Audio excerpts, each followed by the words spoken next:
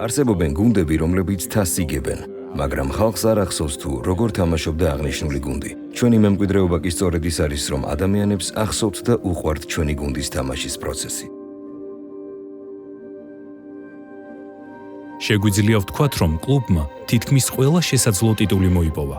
UEFA-ს თასი, ევროპის თასი და სხვა პრესტიჟული ჯილდოები. მე მქონდა პატივი ახალგაზრდა ასაკიდანვე დამეწყო კარიერა აიაქსში და მრავალი წელი მეთამაშა ამ კლუბისთვის.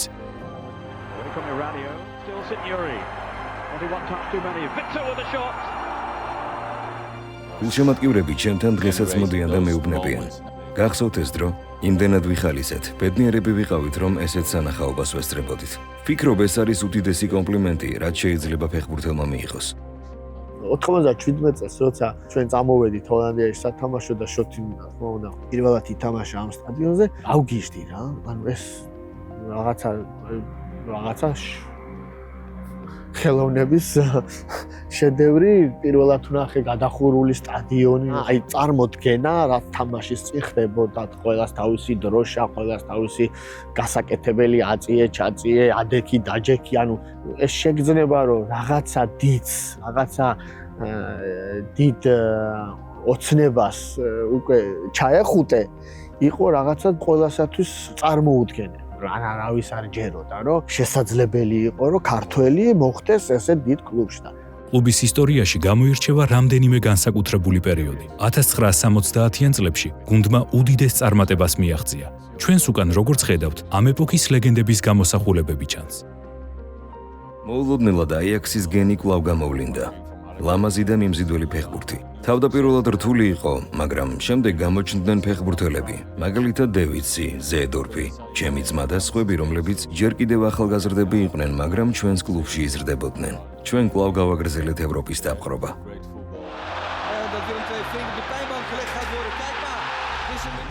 Goed. Kluivert. Het is raak. Kluivert.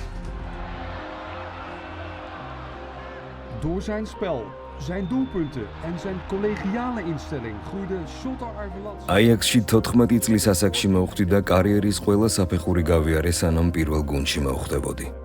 ახალგაზრდა ფეხბურთელისთვის აიაქსი ჰოლანდიის უდიდესი კლუბია. ამიტომაც, როდესაც სხვა ჰოლანდიური გუნდები ხვდებოდნენ, მათთვის ეს სეზონის მთავარი თამაში იყო. სურდათ დაემარცხებინათ ჰოლანდიის საუკეთესო გუნდი და ეს მათ ორმაგ მოტივაციას აძლევდა. ჩვენ თვითონაც არ ვიცოდით, რამდენად ძლიერები ვიყავით. ყოველჯერზე, როცა ევროპულ მატჩს თამაშობდით, ვფიქრობდით, რომ რთული იქნებოდა. თუმცა თამაშის პროცესში ვხვდებოდით, რომ ყველაფერი გაცილებით მარტივად მიმდინარეობდა. იმ დროს ჩვენ მსოფლიოში საუკეთესო გუნდი ვიყავით. ჩვენი გამარჯვების გზა განსაკუთრებული იყო, რადგან ადამიანებს ძალიან მოსწონდათ ჩვენი თამაშის სტილი. ერთ თამაში მე ვთამაშობდი გამორჩეულად, მეორე თამაში სხვა. ეს იყო ჩვენი კოლექტიური ძალა.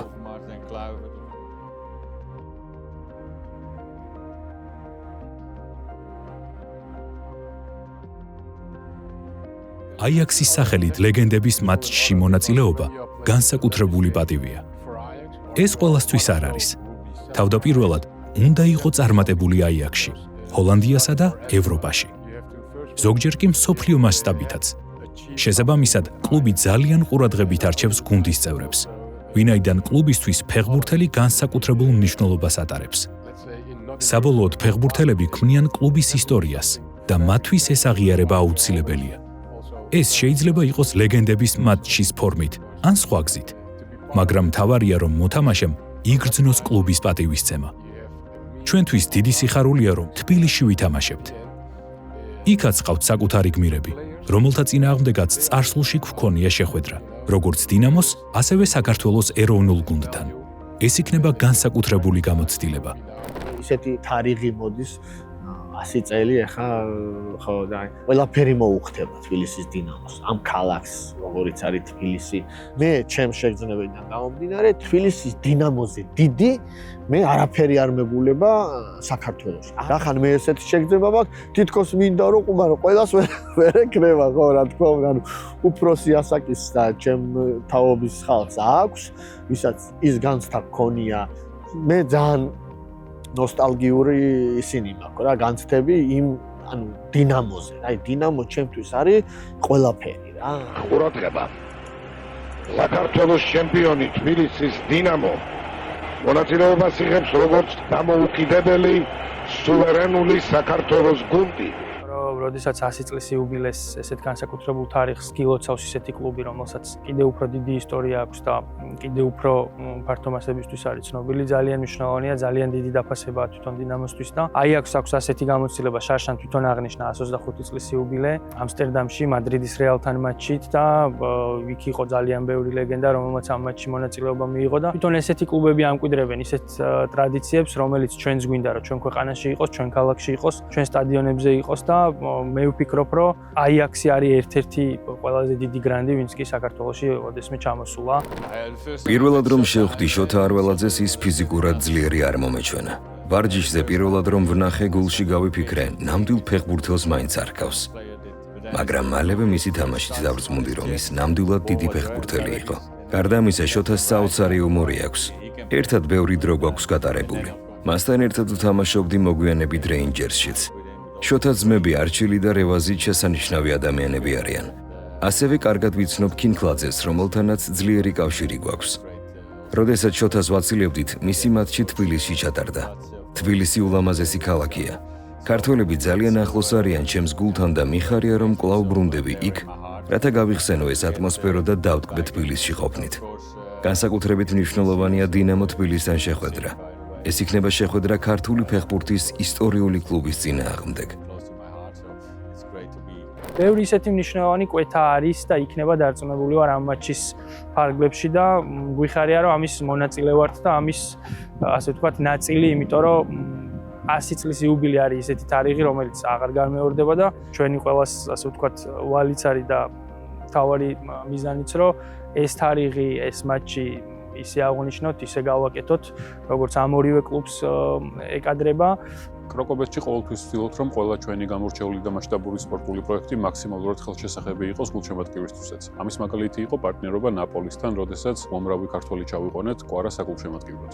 ასევე იყო ევროპის ჩემპიონატი, სადაც ქართულ გულშემატკივარს მივეცით საშუალება ეროვნული ნაკრებისთვის სტადიონიდან ეკომოდა. ახლა კი გადავწყვეტეთ, რომ საფეხბურთო ზეიმი საქართველოში მოგვიწყო და წამყვანი ევროპული გრანდის ლეგენდები თბილისში ჩამოგვეყვანა. ორივე კლუბი გამოხატავს რაღაც მნიშვნელოვან საფეხბურთო იდენტობას. ორივე კლუბს აქვს ევროპული ტიტული მოგებული. ორივე კლუბის აკადემია 10 წლეულების და განსაკუთრებით ბოლო 10 წლეულის განმავლობაში ამარაგებს აიაქსის შემთხვევაში ნიდერლანდურ ფეხბურთს და დინამოს შემთხვევაში ქართულ ფეხბურთს და ეს ხედავ თქვათ ეროვნული ნაკრების მატჩებზეც და შემადგენლობაზეც როგორ აისახება და ვარცდები რეალს არ აქვს ნათამაშ, ბარსელონას ნათამაშები აქვს, მილანს ნათამაშები აქვს, ლივერპულს ნათამაშები აქვს, ხელ გერმანული კლუბები თუ სხვებს ნათამაშები. აიაქსს არ მოუწია რა არასდროს, არ უთამაშა და აგერ ჩამოვა და იქ მიუხედავად იმისა, რომ შოთის გაცილების ძირითადი ბირთვი აიაქსელები იყვნენ, აიაქსიც ითამაშებს და მე ვფიქრობ, რომ იმ სიას ერთ-ერთი ყველაზე ისეთი მნიშვნელოვანი კლუბი შეემატება, როგორიც არის აიაქსი. ხო, ნუ ეს სტადიონი ჩემთვისაც და შოთისთვისაც რაღაცა განსაკუთრებულად ისეთი პირველად ვითამაშეთ ერთმანეთის წინააღმდეგ ესე რა გუნდებმა მე და შოთი პირველად ძალიან რაღაცა განსხვავებული ემოციები მქონდა ვერ ვიგებდი უყურებდი მას რომ ნერვიულობდი რომ თქვა ბურთი არ დაეკარგა ან თითქოს გულშემატკივრობ იმასაც გავსი შეგრძნებები ქონდა კარგად ვითამაშეთ მაგრამ ნუ 1-0 წავაგეთ რა და ნუ თამაშის მერე გავცვალეთ მაისურები რა თქმა უნდა ეს მაისურები დღესაც ორივეს გვაქვს ყველა რა თქმა უნდა ძალიან ყურადღების ცენტრში ვიყავით დედა ჩემი ტირის მამა ჩემი დარდობს ეს ბედნიერია და ნუ ყველა რა თქმა უნდა ჩვენი ოჯახის წევრები ესწრებოდნენ ამ თამაშს ისეთ იყო რა ცოტა ცრემლიანი ხო თამაში გამოგვივიდა ბუნებრივია რომ დროთა განმავლობაში ახალი ლეგენდები ჩნდებიან ეს ჩვეულებრივი და ჯანსაღი პროცესია საქართველოს ფეხბურთში ჩანს სწორი განვითარების ტენდენცია. ეროვნული ნაკრები ფანტასტიკურად თამაშობს. მათ ყავთ მაღალი დონის ფეხბურთელები, მაგალითად კვარაცხელია, მიქაუტაძე და სხვები. ეს არის ძლიერი გუნდი, რაც ქვეყნის საფეხბურთო ორგანიზაციაზე, ნიჭის სწორად გამოვლენასა და მომზადებაზე მიუთითებს.